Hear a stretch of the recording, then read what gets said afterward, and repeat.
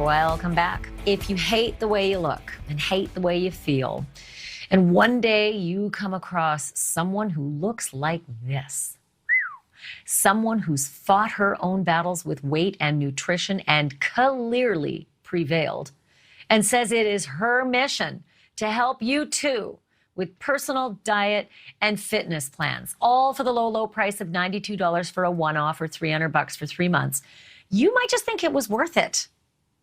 And thousands of people did. And Brittany Dawn Davis built herself a social media empire. On her website, which is still up, she promises, I'm here to push you, mold you, and to help you find that person that you've always wanted to become. As for credentials, she says she took classes and certification courses and won a bikini contest.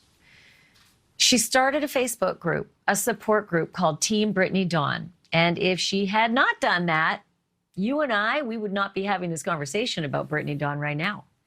Because Team Brittany didn't so much support one another as compare notes.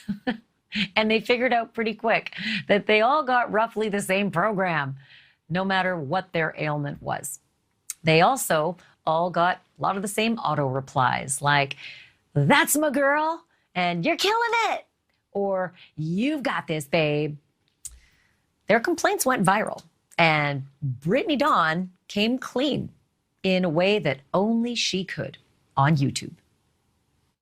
I made a mistake. I made a mistake. I've taken full responsibility for it. I made things right, and I did whatever it took to make things right. As a business owner, as an influencer, I have learned from it, and I'm a prime example of what can happen when you have a platform and you mess up. Well, since then, Brittany has ditched the fitness game in favor of religious retreats, $125 per head. And she may, in fact, need Jesus because the state of Texas is coming down hard on her, particularly her fitness business, suing Brittany Dawn for deceptive trade practices, and they are seeking a whopping $1 million in damages. One of the allegations, Brittany charged shipping fees for sending out her fitness plans by email. Brittany hasn't commented on any of this, but my next guests are gonna, right after the break, a lawyer, a doctor, and a good old-fashioned therapist.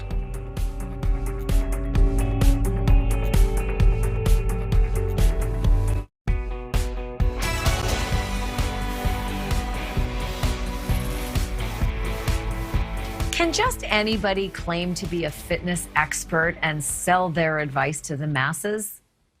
Kinda. But that's not to say there aren't consequences for it if clients feel ripped off and if the state attorney general gets involved. That's what happened to social media influencer Brittany Dawn Davis, now being sued by the great state of Texas for, among other things, promoting customized fitness plans that at best weren't customized and at worst were dangerous. Joining me now are some real experts. Dr. Ian Smith was a mainstay of the hit daytime TV series The Doctors and is now a medical contributor and co-host of The Rachel Ray Show. His latest bestseller is Burn, Melt, Shred. And in his spare time, he writes novels. Pretty much everything he writes is a bestseller. Lara Heimann is a yoga instructor and influencer, and in her spare time just happens to be a doctor of physical therapy. And Randy Zellin is a trial attorney and an adjunct professor at Cornell Law School. Welcome to all three of you. Dr. Ian, first and foremost, as a doctor, doesn't this sort of stuff make legitimate doctors kind of, their heads pop off and their blood boil? Well, this has been going on for so long, Ashley. This is one of the downsides of social media and lack of supervision. Anyone can claim to be an expert in something, particularly as it relates to the health field. It gets viral, they get popular, and then all of a sudden they're dishing out all this advice that they really shouldn't be doing. I mean, listen, as you know, I write a lot of diet books. I also do Facebook groups, but I always make a disclaimer. I say, I am not your physician, that I am speaking in general, and everyone before you do any of my programs, you should check with your doctor to make sure it works for you. That's number one. Number two, when I do my Facebook groups, they're free. For example, my Burn, Melt, Shred group, which is part of my new book, is completely free. So I'm in the group and I'm setting up a supportive environment. not to give advice, not to dole out medical information, but to give people community where they can lose weight together, because studies have shown people who lose the most weight and keep it off the longest are those who have some type of support network. But that's it.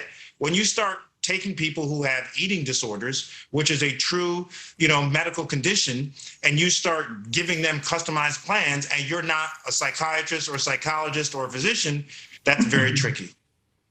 Yeah. And Lara, this whole customized thing, I mean, if you've got thousands and thousands of clients, it gets a little hard to have these one-on-ones. There's only so many waking hours in the day, which brings me to the other side of this, and that is caveat emptor.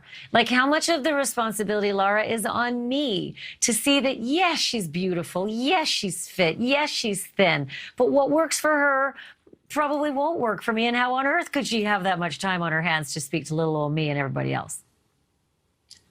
Well, I think when you're going to purchase something, certainly, you should do your due diligence and look at what this person is offering and their credentials. It's one thing to just scroll through social media and see beautiful bodies and think, I want something like that.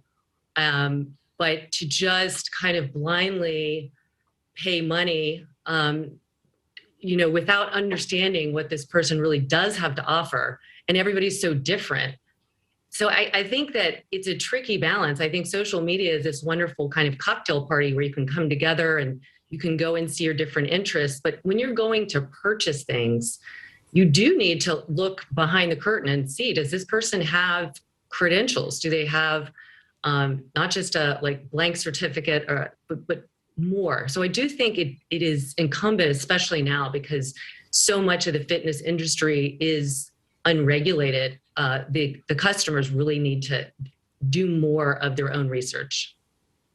So Randy, as the attorney here, I'm sure that a lot of her 5,000, complainants on Face Group who are, annoyed by getting the "you go girl," auto replies, they want their money back. And, along comes the state of Texas to give them a boost. What are the odds, Randy, that the state's going to prevail? They're going to get their, first they're going to win, but then they're actually going to get money out of Brittany and then turn that cash over to the folks who lost it. Well, let's work backwards. That apology that she gave, where I come from, that's called consciousness of guilt. But if you don't mind, I would like to go back to something that you said, because I think you brought out the most brilliant point that could possibly be brought out, which is this notion of caveat emptor. When we're talking about buyer beware, when we're talking about fraud, one of the things that we look at from a legal perspective is equality of knowledge, access to knowledge. If this woman was being an influencer or holding a meeting with a group of doctors or nutritionists, then I would agree with Dr. Lara. Hey, you know what? You got to do your due diligence. But if your audience are vulnerable, men and women, people looking for help, who don't have the access to the knowledge, and there is no a level playing field. In fact, they're looking to her. Then I think their caveat emptor goes right out the window, and this is exactly what attorneys general are there for, to protect consumers who cannot protect themselves because they are vulnerable. Yeah.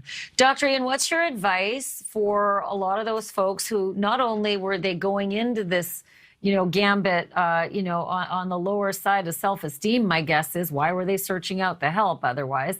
And then, got screwed. It's kind of a double whammy. What's your advice for those folks?